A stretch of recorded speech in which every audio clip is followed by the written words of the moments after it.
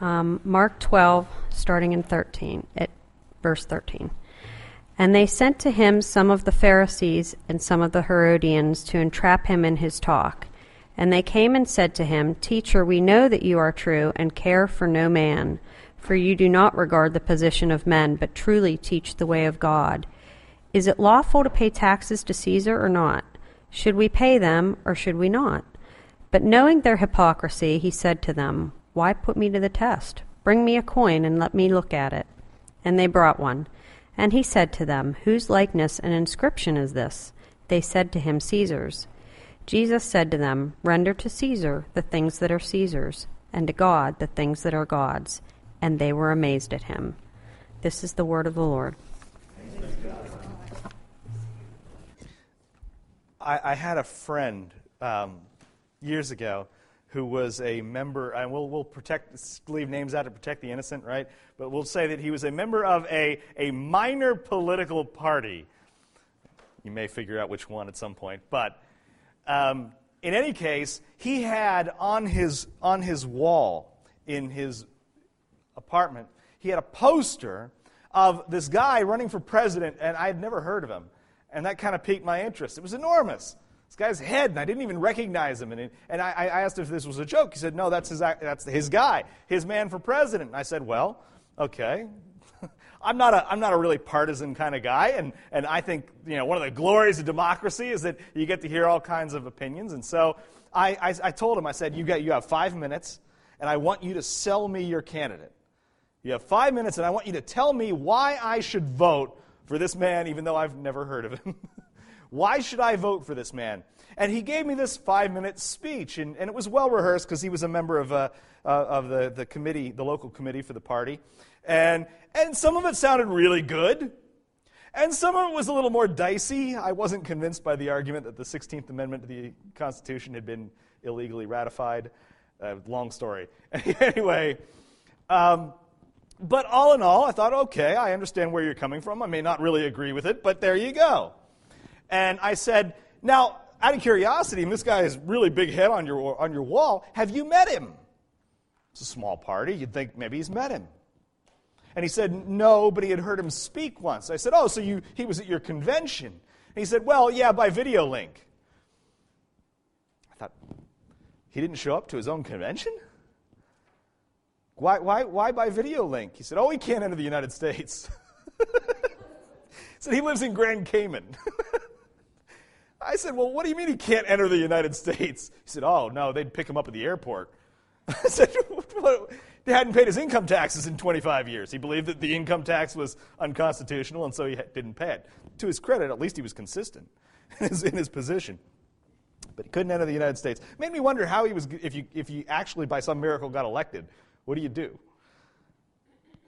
Don't you have to be in the U.S. to become the president? I think you do. Anyway, I offer you that story, though, just by pointing out two great universal truths that underlie this particular trap that was set for Jesus here in the 12th chapter of Mark. Truth number one, no one likes to pay taxes. People may think that other people should pay much more, but no one likes to pay their own taxes. Truth number two, if you do not pay your taxes, it will not end well for you. Doesn't matter who you are, they will find you. The IRS is very efficient. It's ironic that it's kind of like the model of efficient government, but the IRS is very effective. They will find you. These are these two great truths that these are true in the 21st century. They were true in the first century, and this is really what the foundation of this trap that was laid for Jesus here in the 12th chapter of Mark. And it was laid by a really unusual group of people. I don't know if you caught it. It was this odd coalition. Mark tells us that it was a group of Pharisees and Herodians. Now, the Pharisees, I think you know, we've talked about them a lot. The Pharisees were the religious, legalistic party in Judaism. The Pharisees were all about obedience to God's law and to the traditions of their elders. And the Pharisees were really, really, really not fond of either the Romans or religious compromise. Now, the Herodians were just the opposite. The Herodians were the kind of court hangers-on, the yes men to Herod Antipas down in Jerusalem. And they were just the opposite. They weren't really all that religious, but they were really concerned. They loved Rome, and they were all about compromise, so long as it managed to keep everybody in power that they wanted to keep in power. And somehow they got together on this one. And they got together on this one because there was only one person that the Pharisees hated more than Herod or the Romans, and that was Jesus. And there was only one person that the Herodians hated more than these religious zealots, the Pharisees, and that was Jesus. So they had a common, the enemy of my enemy, right? And they laid this trap for him. But to trap him in his talk, Mark says. Trap him in his talk. Any good trap, you got to bait it, right? You got to lure people in. You can't trap somebody from a long distance. And they tried to do this with flattery. And so they started off buttering Jesus up really hard here. And they said, "Teacher, we know that you are true. You do not care about anybody's opinion. You're not concerned with people." I think the RSV that Michelle read was, "You do not care for any man." What that means is you're not out to please people. We know that you truly teach the way of God. Now, as it happens, that was true, but not the way they meant it. It was the setup for this next line, this question that they asked him. They asked him, "Is it lawful to pay taxes to Caesar or not?" This is one of these questions that has no good answer. It's like asking you when you stopped beating your wife or something like that, right? Is it lawful to pay taxes to Caesar or not? This is really clever, because no matter how Jesus answers here, he's going to be in trouble.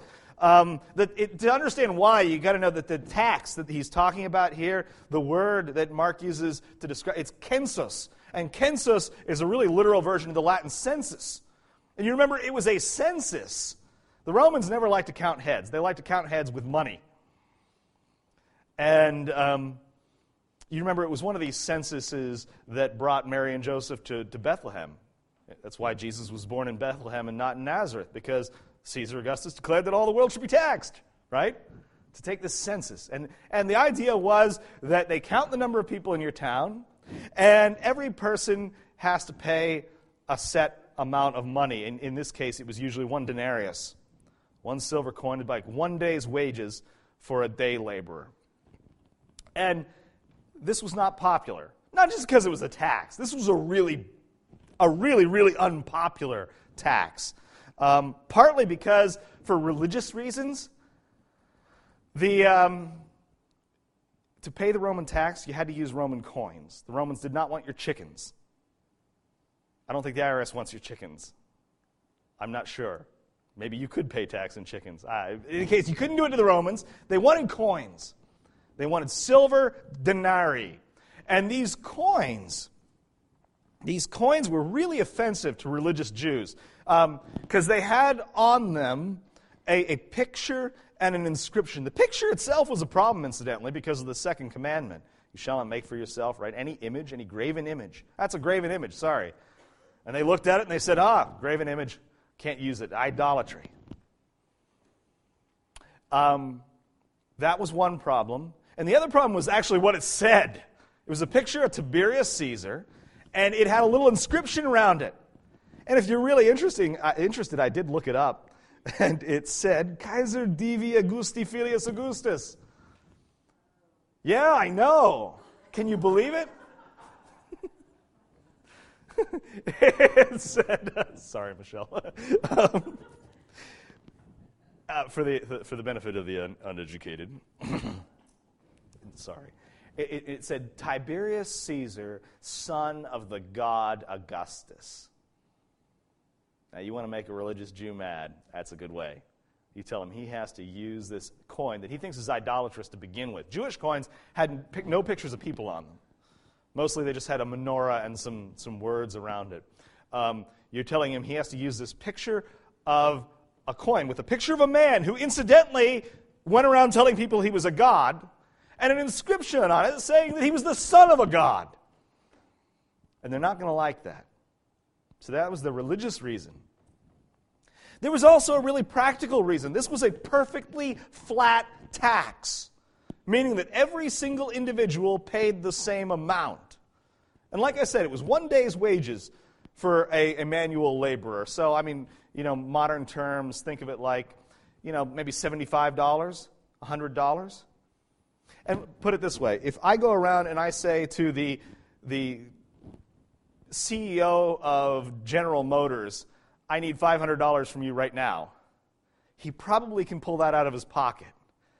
If I go, though, down to some folks who are really struggling on a daily basis already to buy food, really struggling to pay their rent, and I say, I need $500 right now, I mean, that's devastating. It hit the poor really, really hard. And the Romans didn't care, because they had an army. And the man with the biggest spear usually wins. What the Pharisees, they're trying to put, and the Herodians, they're putting Jesus in this untenable position, because if he says yes, you may pay taxes to Caesar, just straight up, he'll lose both the religious Jews, who are not keen on acknowledging Tiberius as a god, and the poor, who were really his chief constituency, right? And he'd lose all of them. If he said, no, you may not pay taxes, they don't even have to go after him. All they have to do is step aside and say, wow, did you hear what he just said? Hey, Romans. And if people came by later and said, you arrested Jesus, they'd, no, we didn't. No, Romans took him. We had nothing to do with it. I was thinking this through this week, and I actually think that they expected, the way they phrased it and the way they buttered him up about how he didn't care about any man's opinion, I actually think that they expected him to say no. I think that's the answer they were looking for. They expected him to say, no, it's not lawful to pay taxes to Caesar, at which point the entire bureaucratic machinery of the Roman Empire comes down on his head, and they don't have to worry about him. He's out of their hair, problem solved. But that's not the way it worked. Verse 15, Mark tells us, he said, he knew their hypocrisy. Remember, this is Jesus. He can see into the hearts of men. And in this case, what he saw in their hearts was hypocrisy. Hypocrisy, play acting. They were not sincere. This was not a real question. They weren't really worried about whether they should or should not pay taxes. It was all an act to try to trap him. And he recognized this. And so rather than answering the question, he asked them to bring him a coin. This also, I think, is really interesting, because what does it mean? Jesus had to ask for a piece of change. What does that tell you? He didn't have any money. He didn't have any money. If you are ever tempted to think that money is the key to happiness, just remember that the Son of God, the Son of God had nothing. And he seemed awfully happy because he had that relationship with the Father.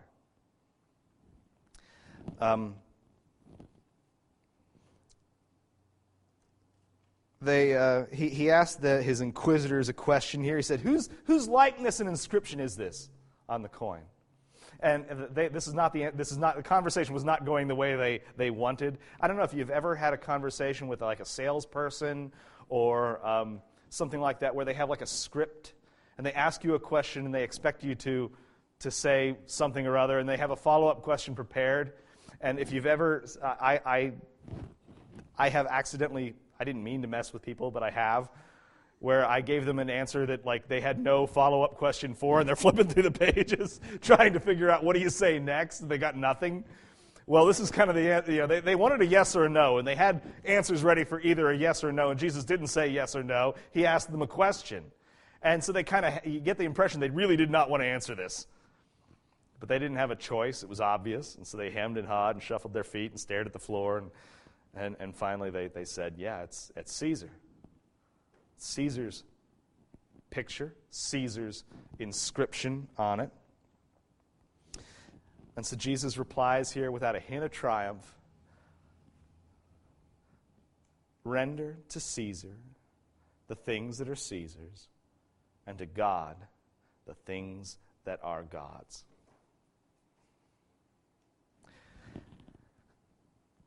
Now, on the one hand, what does that mean? We read this and we want to know, okay, wait a minute, is he telling me to pay taxes? Because that's what we're most concerned about. Isn't that sad? And, if you really want to ask the question that way, I think the answer is, yeah, really he is. He's saying the same thing that Paul says in Romans 13, which is that God ordained government to punish evildoers, to protect the innocent, to provide for the common welfare of the people. And that includes both the power of the sword to enforce and protect and the power to tax. And you may not, we can have the argument about how much tax should be collected, what way the tax should be collected, but if the question is the government legitimately allowed to collect taxes, the answer is yeah. And if the question is, as a Christian, are you supposed to pay your share, the answer is yes, you are. However,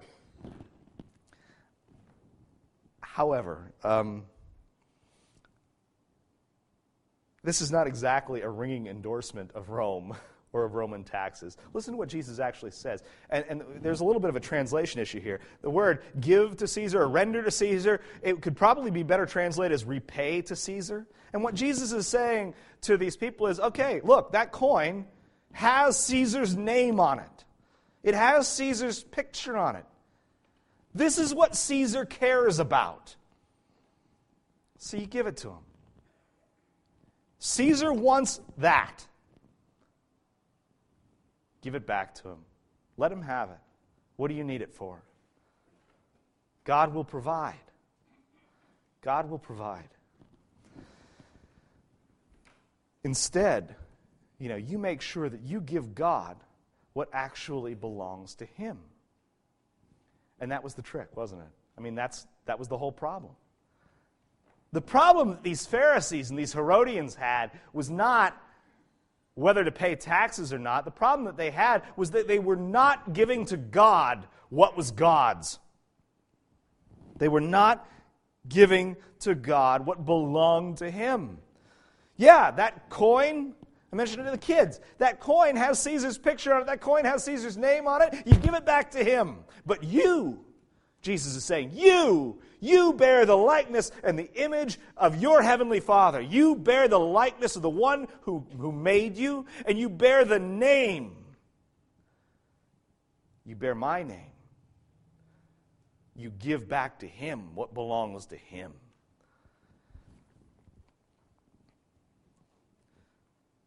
Nobody likes taxes. You're not going to get out of them. I can promise you that. But rendering to Caesar what is Caesar's is not really the important detail of the Christian life. The really hard thing to do is to render to God what is God's. And that's going to be so much bigger than just your finances. It's going to mean that returning to God what you owe in your obedience. Because this was the original problem, wasn't it? We read Genesis 3 in Sunday school today. This is the original problem. What did humanity owe its Creator? Love, honor, obedience. What did humanity not give its Creator? Love, honor, obedience, right? This is why we cling to the promise of forgiveness, the fulfillment of that debt by Christ on the cross. This is why it matters that his blood cleanses from all unrighteousness. Because we owed something to our Maker that we did not give him, and that because we did not give him, we are unable to give him. That price had to be paid by Jesus himself. And in paying the price for our sins, Jesus gives us the ability to live in obedience. But that's not all we owe. I mean, we owe God our hearts. We owe him our love, our desire. We don't owe those things to wealth or to career or to power or honor or anything else. We owe those things to God. We owe him our lives, every bit of them. And not just the hour that you sit here, an hour and a half, depends on the week. Not just this time. Look, you came to church. Good. I'll give you a cookie if you send me 2 weeks' notice and let me go out and buy them because I don't actually bake. But I'll give you a cookie. Congratulations. You showed up in church. That's great. But now what? What about 2 hours from now? What about 2 days from now? What about Thursday evening? Are you willing to give that time to God? And I don't mean showing up at the church. I don't mean any of that. I mean, are you willing to live your life every moment of every day so that Jesus Christ is glorified? So that the gospel is proclaimed in you. Because if you're not, you got a problem. There is no part-time discipleship. We owe him our lives, every moment of them. We owe him our lives. We owe him our allegiance. He's got to come first. He cannot be number 14 on our list of nice things that we enjoy. He's got to be first.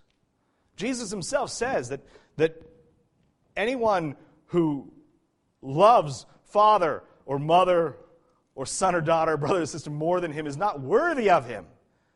Now that sounds awfully harsh to us, but what he's saying is that he's got to be first. And in fact, the way that we can best be sons and daughters and fathers and mothers and brothers and sisters is to love Christ first. The best thing I can do for my children, the best thing you can do for children or grandchildren or brother or nieces or nephews or whatever is to love Christ first.